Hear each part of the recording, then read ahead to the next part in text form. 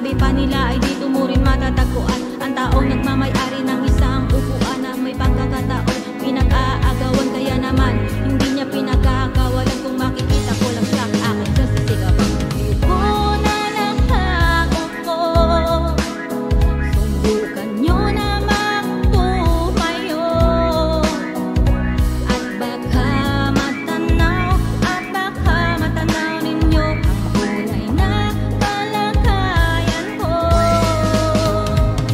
Mawalang galang na po sa taong nakaupo. Alam nyo bang pangtagal ng bigas namin ay di puno?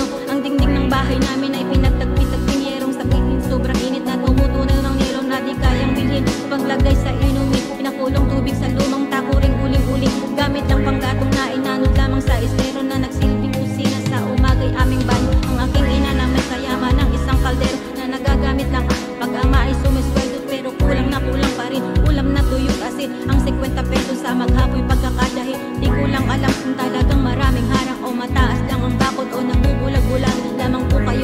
Kahit sa dami ng pera nyo, walang doktor makapagpapalinaw ng mata nyo.